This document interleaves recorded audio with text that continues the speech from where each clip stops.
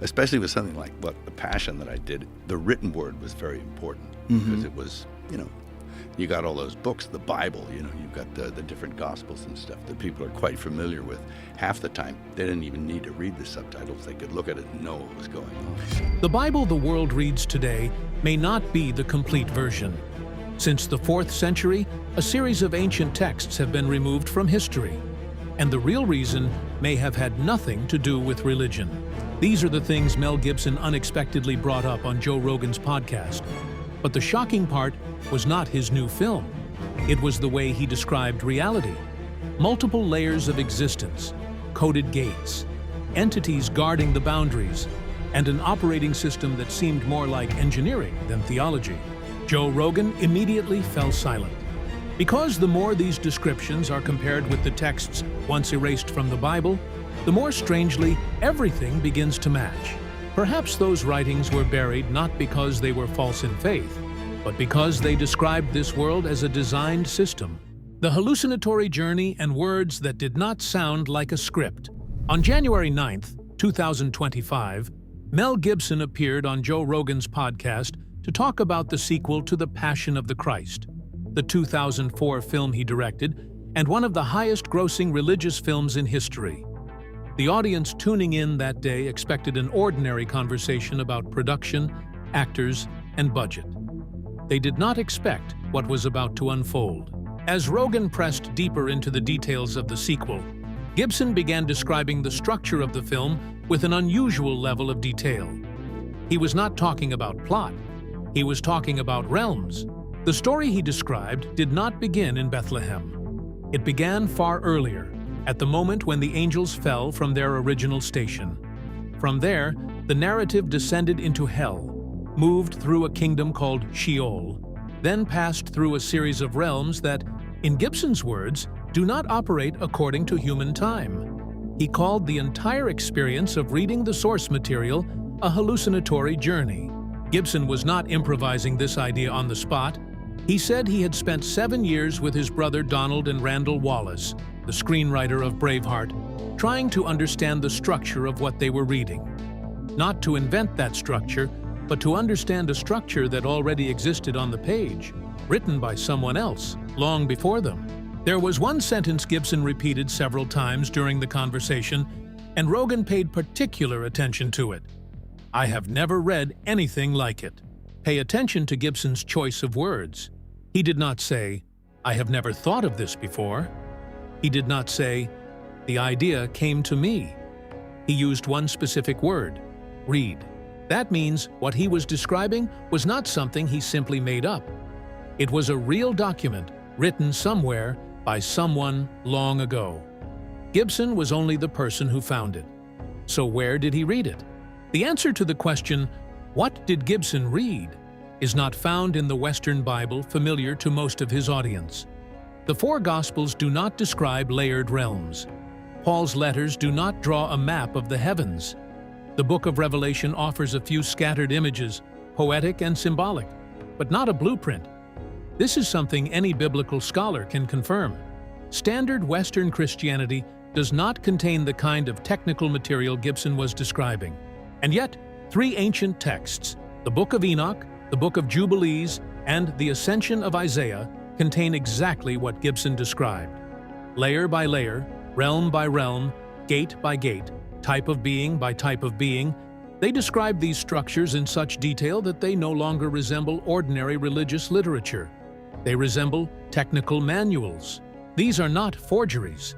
The Book of Enoch was found among the Dead Sea Scrolls at Qumran in the middle of the 20th century, confirming that this text was widely read and copied within the Jewish communities from which early Christianity emerged.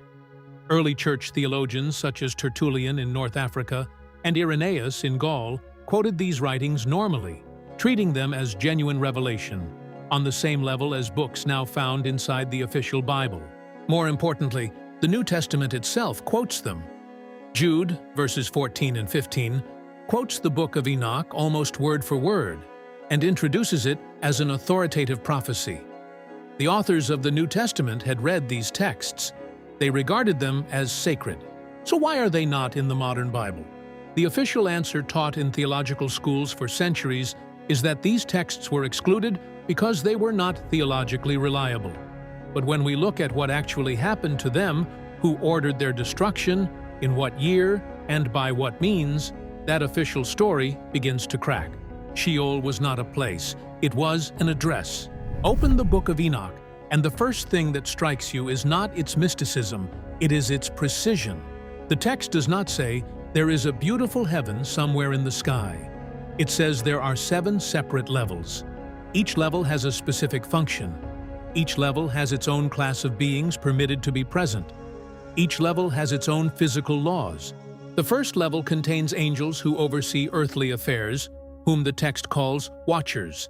They have specific duties, assigned according to geographical regions of the earth. The second level coordinates the movement of the heavenly bodies, not with a vague description of stars, but with an account of how orbits are maintained and who is responsible for each function. The third level contains the tree of life and gates described as being made of living fire. Not ordinary fire, but a kind of fire the text describes as conscious. The fourth and fifth levels contain angelic armies organized according to military rank, with boundaries and commanders. The sixth level, the text states clearly, is something the human body cannot endure. This is not a metaphorical sentence. It is a technical warning. The seventh level can only be accessed after the entering being has undergone a specific transformation. The text describes this process as a kind of self-veiling, reducing one's frequency, reducing one's radiance, so as not to rupture the structure of the level being crossed. The ascension of Isaiah goes one step further. This text describes passage through the levels as a procedure. There must be an escort at each level. There must be a kind of radiance corresponding to each realm. The traveler must adjust himself so that he does not break the structure of the place he is passing through. When Isaiah, according to the text, is carried upward through each level, he is repeatedly instructed about what is permitted and what is forbidden at each stage. This is not how myth is usually written. Myth says, the hero ascends to heaven, meets the gods, and returns with a miracle. A technical document says, at level N, there is pressure X, equipment Y is required, and ignoring procedure Z will result in structural rupture. The Book of Enoch and the Ascension of Isaiah read disturbingly like the second kind of document. And that raises a question classical scholars have avoided for 1,500 years. Who wrote something this detailed, and from what kind of experience? When you read Enoch, you do not feel as though you are reading a story about the afterlife. You feel as though you are reading a report written by someone who was absolutely convinced that he had passed through those places, or had been shown them. Ethiopia, or why the surviving library was out of reach. In 363 AD, the Council of Laodicea issued its ruling. The Book of Enoch, the Book of Jubilees, and the Ascension of Isaiah were not included in the official list of church texts. Copies were ordered to be destroyed. Monasteries and libraries within the reach of the Roman Empire complied. Within 3 centuries, across most of the Christian world, these writings had almost completely vanished from circulation. Most of it, but not all of it. There was one place that did not receive the decree. The Tigray highlands of northern Ethiopia lay in terrain that Roman messengers could not effectively reach. Christianity came to Ethiopia in the 4th century, not through European missionaries, but as a direct branch spreading out from Jerusalem within decades of the death of Jesus. Ethiopian tradition traces its origin to the story in Acts chapter 8, when the Apostle Philip baptized an Ethiopian court official on the road from Jerusalem to Gaza. This was an independent form of Christianity, with its own sacred language, Ge'ez, and its own biblical canon. When the expansion of Islam swept across North Africa and the Middle East in the 7th century, it created a barrier. Suddenly, Ethiopian Christianity was locked behind that frontier. No messenger from Rome could reach it. No ruling from Western councils could penetrate it. Outside that barrier, texts were burned by order of councils. Inside it, monks continued copying, in the Ge'ez language, on parchment, entirely by hand, in monasteries carved directly into cliff faces that could only be reached by rope. They did not know exactly what they were preserving. They only knew their masters had told them to continue. And so they continued, through wars, through famine, through the collapse of kingdoms around them. 1,500 years later, the Garama Gospels, dated by Oxford University through radiocarbon analysis to between about 330 and 660 AD, still retain their vivid colors in a mountain monastery that much of the Western world did not even know about until the late 20th century. It is one of the oldest surviving illuminated Christian manuscripts on Earth. The modern Ethiopian Bible contains 88 books. The Protestant Bible contains 66. The Catholic Bible contains 73. This difference is not a matter of a few footnotes or appendices. It consists of entire texts, including the very writings that describe layered structures, gates, fallen angels, and maps of realms, the same kinds of material Gibson sat describing on Rogan's podcast. The fact that these documents survived only because of geography, because certain monasteries happened to be too far from Rome to be reached and too far from Constantinople to be noticed, raises an unavoidable question. If they survive today only by chance, then the fact that they almost did not survive was not an accident. It was a decision made by a specific group of people, at a specific moment, for a specific purpose. The matching map and the real reason for the destruction. The story that traditional sermons rarely tell begins with a simple observation by George Nicholsburg, a scholar at the University of Iowa who spent decades translating and analyzing the Book of Enoch. When Nicholsburg placed chapter 46 of the Book of Enoch beside chapter 1 of the Book of Revelation, he found an almost word-for-word match. Hair white like wool, eyes like blazing fire, feet like pure bronze refined in a furnace, a voice like the sound of rushing waters, authority extending across the realms. The author of Revelation, the only apocalyptic text to survive the Western process of canon selection, had borrowed directly from Enoch. He was not creating a new vision. He was repeating a vision that was already older than his own. In other words, the text preserved by the Western Church, Revelation, was an echo of the very text that the same church later ordered to be destroyed. They kept the poetic summary, dense with symbols and open to endless interpretation. They burned the technical original, filled with specific names, specific procedures, and specific boundaries. The official story about the removal of apocryphal texts is that they were excluded because they were not theologically reliable. That story has been taught in theological schools for centuries. And it may be partly true, but when we read closely what remains of the excluded texts, especially the long section of the Book of Enoch about the fallen angels, known as the Book of the Watchers, another picture begins to emerge. This text does not merely name the fallen angels, Azazel, Shemyaza, Barachiel, and many others. It states exactly what each of them taught humanity. Azazel taught the forging of weapons, the making of armor, and the production of narcotic substances. Shemyaza taught spells and the cutting of roots for medicine. Barachiel taught astrology, not horoscope reading in the modern sense, but the reading of celestial patterns in order to predict events. Other angels taught writing, cosmetics, and the methods by which the behavior of the stars could be regulated. This is a highly specific list, and it is not presented as a myth. It is presented as an indictment, a list of knowledge that was never meant to leave the hands of the watchers, but did leave them and brought consequences. The Book of Enoch goes even further.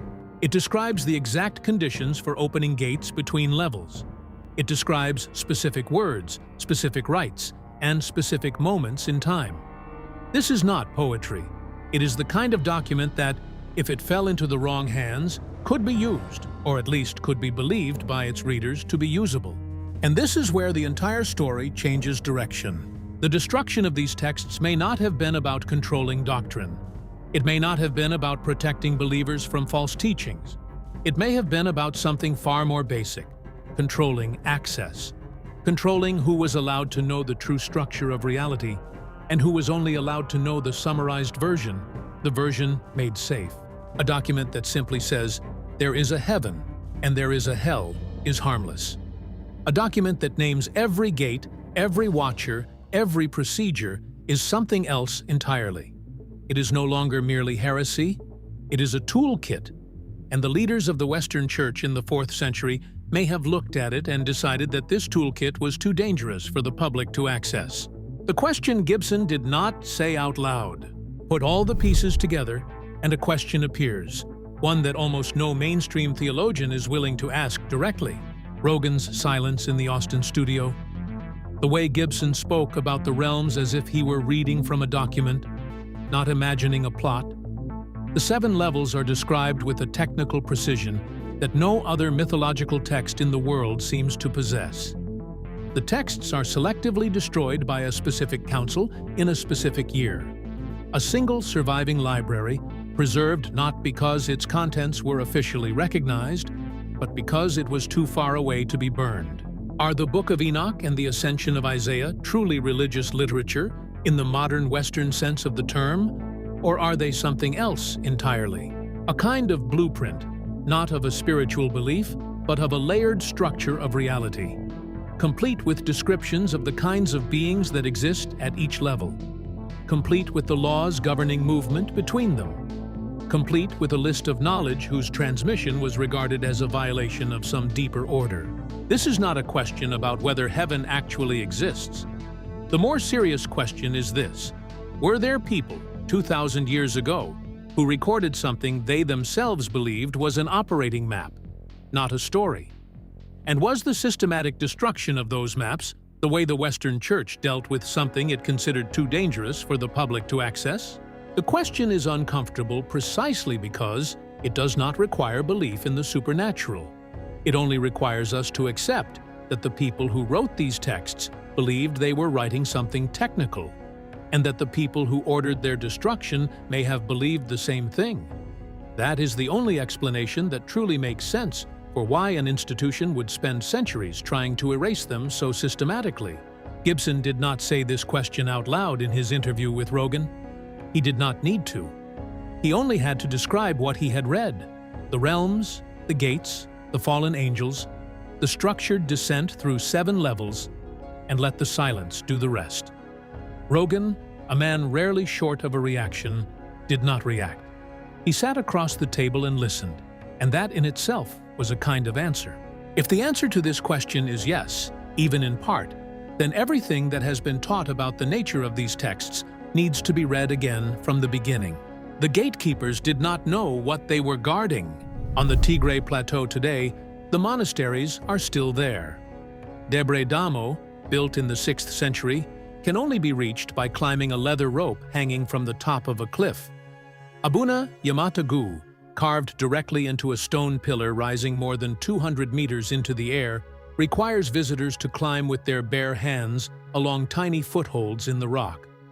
Women are not permitted to enter some monasteries in the region. Outsiders are rarely welcomed.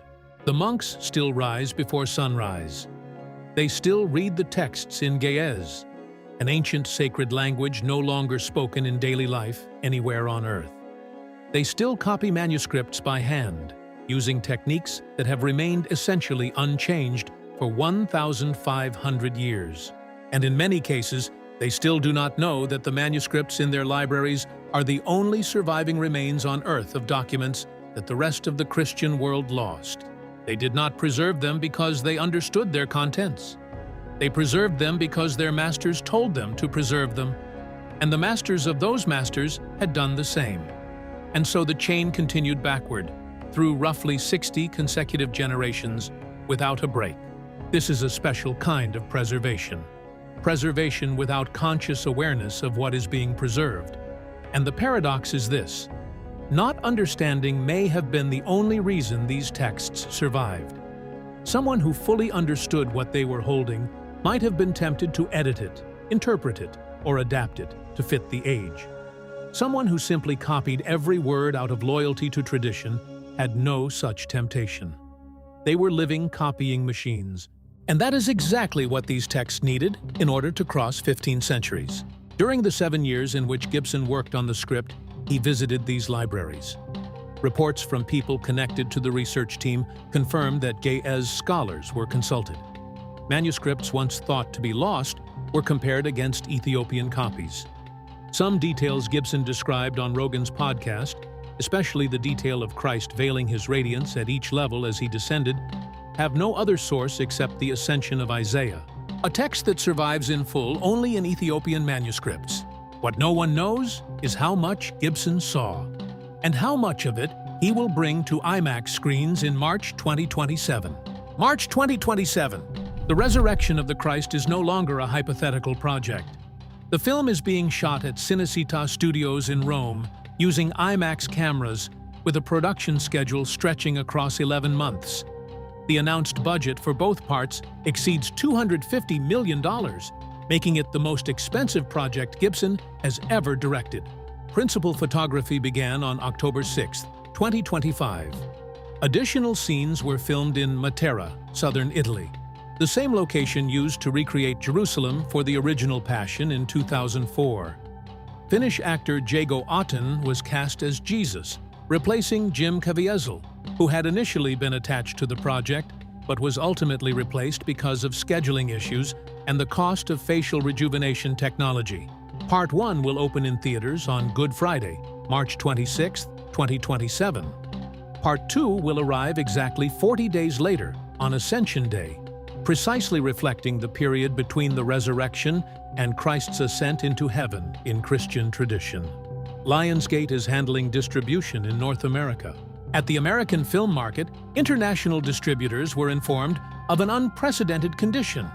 They would not be allowed to read the script before signing their contracts.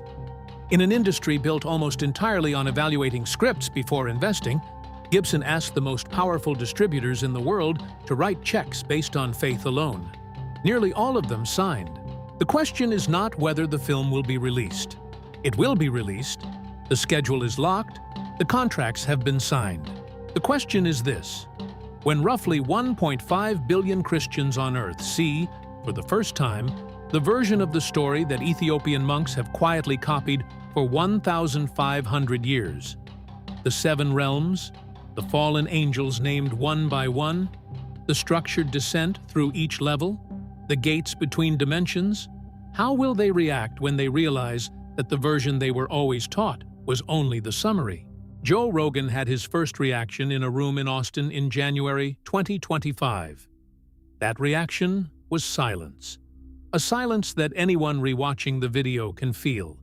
The silence of a man accustomed to questioning everything, suddenly realizing that something on the other side of the table had moved far beyond the frame of reference he had spent his career building. The question for you, watching this video, is not whether you believe all of this. The question is, how will you react when the film arrives in theaters?